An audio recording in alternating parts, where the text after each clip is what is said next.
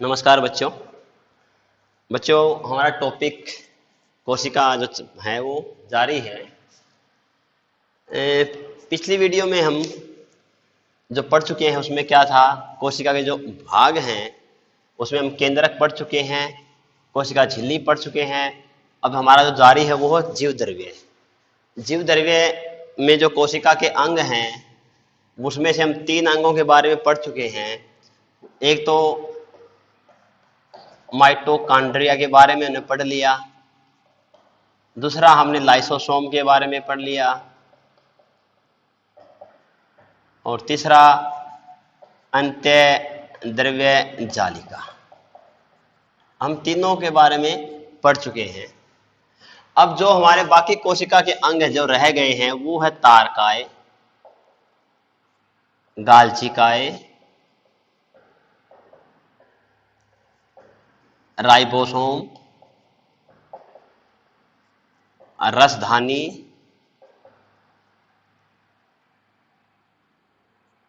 तथा लवक। इस वीडियो में हम इन अंगों का वर्णन करेंगे। सबसे पहले हम तारकाय के बारे में पढ़ते हैं।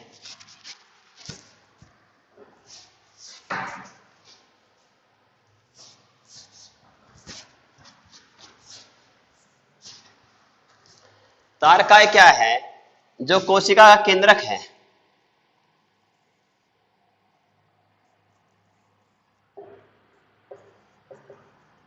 जो केंद्रक है इसके पास गोलाकार आकृति होती है। तारकाय क्या है? कोशिका के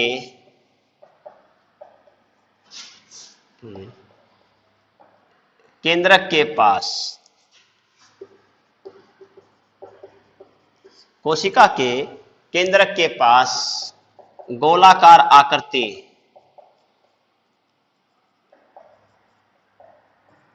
होती है। जो तारकाय है यह केवल जंतु कोशिका में पाया जाता है। यह केवल जंतु कोशिका में,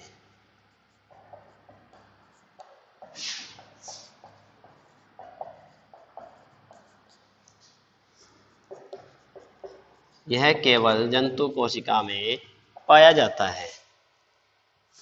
तारकाय है पौधे की कोशिका में नहीं होता। इसमें क्या होता है, तारकाय है जो इसमें दो केंद्रक हो सकते हैं। इसमें 2 केंद्रक,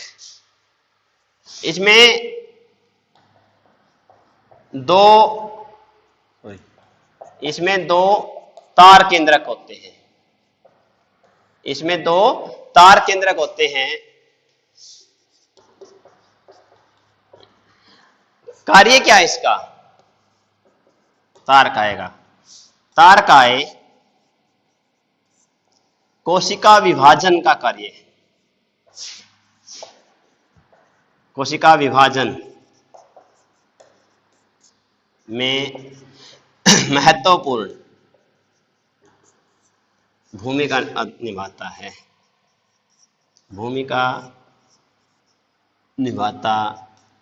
है। इसमें देखो 2 केंद्रक होने ये फायदा है। जैसे जैसे कोशिका बड़ी होगी, इसका ये तारकाय ऐसे होगा, ऐसे होगा, ऐसे होगा, ऐसे होगा और ऐसे, और अंत में 2 भागों में टूट सकता है। जो कोशिका विभाजन में क्या है, सबसे महत्वपूर्ण भूमिका है वो तारकाय की होती है। तारकाय क्या है? एक गोलाकार आकृति है जो केंद्र के पास उपस्थित होती है और इसे केवल जंतु कोशिका में है। पौधे की कोशिका में कोई तारकाय नहीं होता। इसमें 2 केंद्रक होते हैं और ये कोशिका विभाजन का कार्य करते हैं। उसके बाद अगला है गालचिकाय।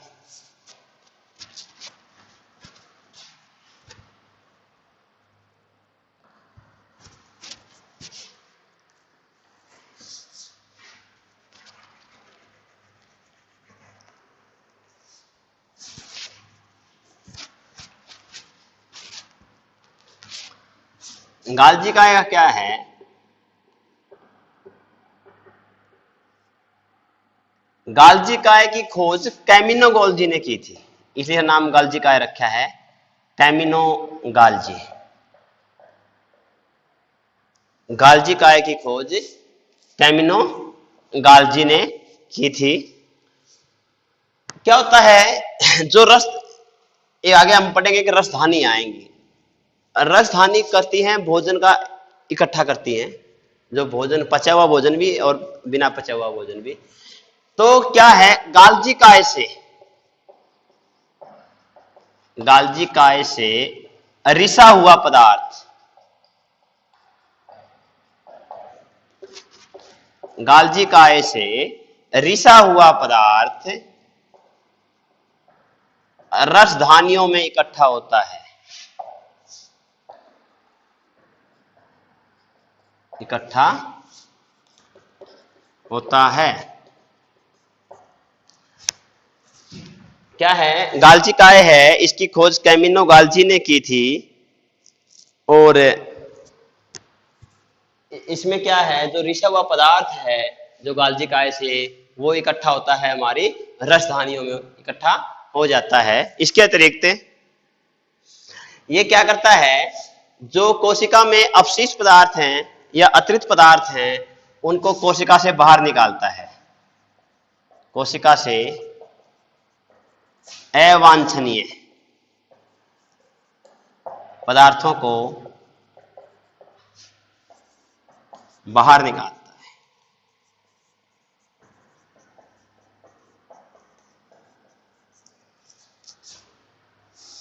इसके बाद हमारा अगला भाग है राइबोसोम।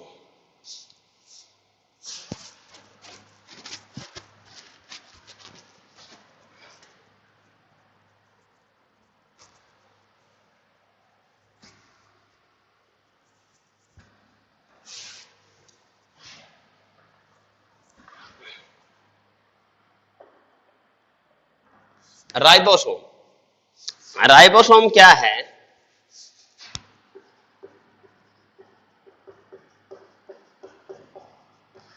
राइबोसोम आरएनए तथा प्रोटीन के बने होते हैं। जो राइबोसोम है वो उसमें क्या होता है, ये आरएनए तथा प्रोटीन। आरएनए का मैंने बताया था राइबोक्सी न्यूक्लिक अम्ल जो होता है, और प्रोटीन होता है। राइबोसोम कहां पाए जाते हैं, ये हम पहले पढ़ चुके हैं। अंत्यद्रव्य जालिका है, जो अंत्यद्रव्य जो जालिका है उसकी खुरदरी सतह पर, उसकी खुरदरी सतह है जो अंत्यद्रव्य जालिका की, उसके ऊपर राइबोसोम पाए जाते हैं। इसके अतिरिक्त राइबोसोम माइटोकॉन्ड्रिया में पाए जाते हैं। राइबोसोम किसके बने होते हैं, आरएनए तथा प्रोटीन के बने होते हैं। अंत्यद्रव्य जालिका है, उसकी जो दो प्रकार बताई थी हमने, एक तो स्मूथ एंडोप्लाज्मिक रेक्टेंगुलर चिकनी होती है, एक खुरदरी होती है रफ एंडोप्लाज्मिक रेक्टेंगुलम, जो खुरदरी होती है इसके ऊपर पाए जाते हैं, इसकी नलिकाओं के ऊपर पाए जाते हैं।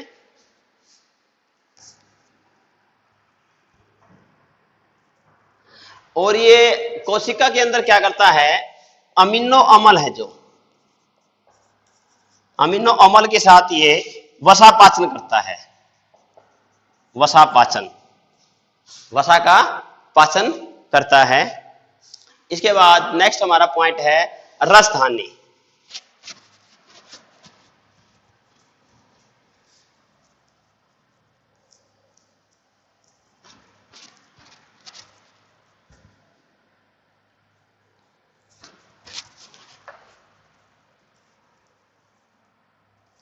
रसधानी क्या है, ये थैलीनुमा संरचना होती है, थैलीनुमा संरचना।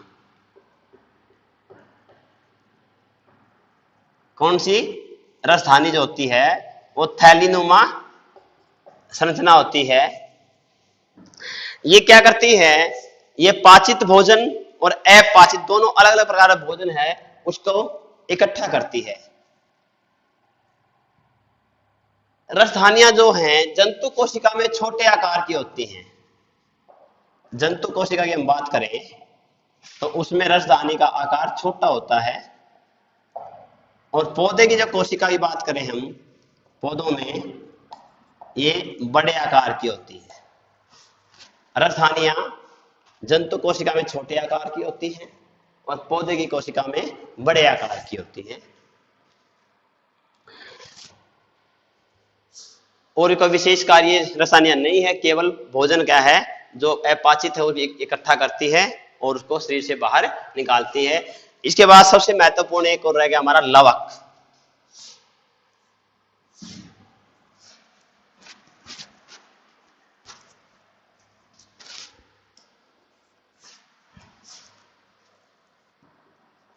लवक लवक जो है ये केवल पौधे में की कोशिका में पाए जाते हैं, केवल पादप कोशिका में। लवक हैं वो केवल पादप कोशिका यानी पौधे की कोशिका में पाए जाते हैं, जंतु कोशिका में लवक नहीं पाए जाते। क्या कार्य करते हैं लवक? कार्य पौधों को रंग प्रदान करते हैं। ये पौधों को रंग प्रदान करते हैं, पौधों को रंग प्रदान करते हैं। और इसको हमने जो लवक है वो दो भागों में बांटा है लवक। एक तो रंगीन और एक होते हैं रंगहीन, या इनको श्वेत भी बोल देते हैं। जो रंगीन है ये पौधे को रंग प्रदान करते हैं। उदाहरण के लिए गुलाब का फूल लाल होता है, सरसों का पौधा है जो फूल है वह पीला रंग का होता है। जिस प्रकार का पौधा है उसका रंग जो दिया जाता है वो रंगीन जो लवक है वो देता है पौधे को रंग। रंगहीन है जो ये पौधे में क्या है, जो पौधे में कोई रंग नहीं होता, श्वेत रंग के होता पौधा, उसके वो किसके कारण होता है, वो इसके रंगहीन जो लवक है या श्वेत लवक है उसके कारण। इसके अतिरिक्त पौधे में एक लवक और होता है, वो होता है क्लोरोप्लास्ट या हरित लवक बोलते हैं इसको, हरित लवक। ये हरे रंग का लवक होता है। ये पौधे में जो भोजन बनता है प्रकाश संश्लेषण प्रक्रिया द्वारा, प्रकाश संश्लेषण प्रक्रिया द्वारा जो भोजन बनाते हैं उसमें यह हरित लवक कार्य करता है। हरित लवक क्यों जरूरी है? ये पौधे के भोजन निर्माण के लिए जरूरी है। पौधों में रंग कौन है? और रंगीन लवक है, या पौधों को रंग कौन प्रदान करते हैं? लवक। और भोजन बनाने में कौन सा लवक कार्य करता है? हरित लवक। तो इसके हमने तारकाय, गाल्जिकाय, राइबोसोम, रसधानी और लवक, ये पांचों भाग पढ़ लिए हैं, जो कोशिका के पांचों अंग पढ़े हैं। अब आपके प्रश्न है वो अलग अलग आ सकते हैं, किसी के ऊपर भी बहुत से महत्वपूर्ण प्रश्न अब तक हमारे कवर हुए हैं। थोड़ा है रिवाइज कर देते हैं हम कि अब तक आपके कौन कौन से महत्वपूर्ण प्रश्न आए हैं। सबसे पहले तो हमने इस चैप्टर में अब तक जो पढ़ा है कि कोशिका क्या होती है, कोशिका कितने प्रकार की होती है, कोशिका को कितने भागों में बांटा गया है, कोशिका के केंद्रक पर एक छोटा नोट लिखिए, संक्षिप्त नोट टिप्पणी कीजिए। और उसके केंद्रक के अंदर ही हमने पढ़ा है गुणसूत्र और जीन, गुणसूत्रों या जीन पर भी एक टिप्पणी लिख सकते हैं। उसके बाद झिल्ली के बारे में पढ़ा, कोशिका झिल्ली के बारे में, झिल्ली कितने प्रकार की होती है। फिर जीव द्रव्य क्या होता है, जीव द्रव्य में कौन कौन से अंग पाए जाते हैं। फिर हमने प्रत्येक अंगों का अलग अलग वर्णन किया। सबसे पहले माइटोकॉन्ड्रिया, माइटोकॉन्ड्रिया के संबंध में प्रश्न आता है, माइटोकॉन्ड्रिया को कोशिका का पावर हाउस क्यों कहते हैं या ऊर्जा घर क्यों कहा जाता है। दूसरा था हमारा लाइसोसोम, लाइसोसोम को कोशिका की आत्मघाती थैली क्यों कहते हैं।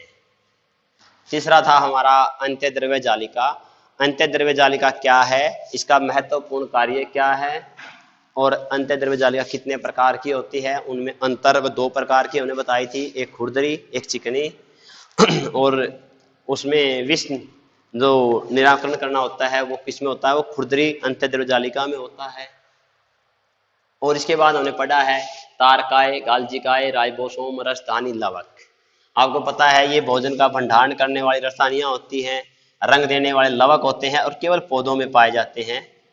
और तारकाय है वो केवल जंतु कोशिका में पाया जाता है। बस ये प्रश्न आगे काम आएगा आपके कि जब हम कोशिकाओं के बारे में पढ़ेंगे, पौधे और जंतुओं में समानता भी देखेंगे, अंतर भी देखेंगे, तो उसके अंदर करेंगे। उसके बाद हमारा एक छोटा प्रश्न आता है जीन पर, जो कोशिका केंद्र के अंदर होता है जीन होते हैं ना, जीन पर एक नोट लिखना है। जीन, जीन क्या होते हैं? जीन, जीन होते हैं जो कोशिका का केंद्रक है,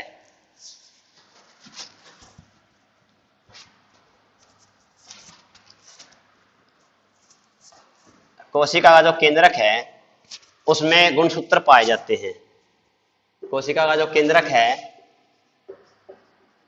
केंद्रक में गुणसूत्र पाए जाते हैं, केंद्रक में गुणसूत्र पाए जाते हैं और उन गुणसूत्रों पर जीन पाए जाते हैं। और इन जीन की सबसे बड़ी महत्वपूर्ण विशेषता यह है कि ये जोड़ों के रूप में मिलते हैं, पेयर के रूप में, पेयर जोड़ा इकट्ठे।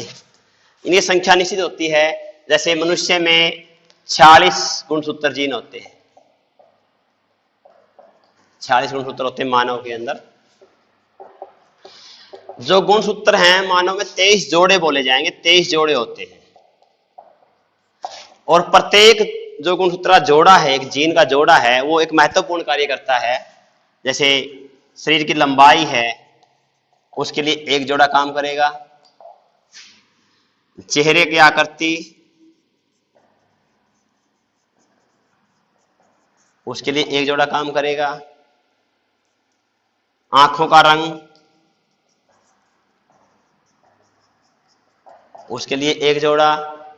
जनन, उसमें भी गुणसूत्रों में जो है जीन का एक जोड़ा काम करता है। तो क्या है, जो हमारे शरीर के अंदर जो बहुत जो आनुवांशिकता होती है, जो वो गुण जो कि एक पीढ़ी से दूसरी पीढ़ी में जाते हैं, पीढ़ी दर पीढ़ी जो जाते हैं गुण, वो जीन पर निर्भर करते हैं। जीन है आनुवांशिक गुणों को एक पीढ़ी से दूसरी पीढ़ी तक ले जाने में सहायक होते हैं। और जो जीन है वो हमेशा जोड़ों में मिलते हैं। ये गुणसूत्रों के ऊपर पाए जाते हैं, केंद्रक के अंदर ऊपर से होते हैं। और ये क्या कार्य करते हैं? आनुवांशिक गुणों को अगली पीढ़ी तक ले जाते हैं। और प्रत्येक जोड़ा स्पेशल कार्य करता है। जैसे हमारी लंबाई अधिक है या कम है, किसी की लंबाई है वो एक जोड़े पर निर्भर करती है। चेहरे की आकृति, आंखों का रंग, जनन, जो अन्य और भी प्रक्रियाएं हैं, वो सारी क्या है? जीन पर निर्भर करती है। इसके बाद हम जो पढ़ रहे हैं कोशिका, जंतु की और पौधे की दो प्रकार की कोशिकाएं हैं। हम अगले वीडियो में उन दोनों कोशिकाओं के बीच में क्या क्या अंतर हैं, उनके बीच में क्या क्या समानताएं हैं, वो पढ़ेंगे। आज के लिए इतना ही, धन्यवाद।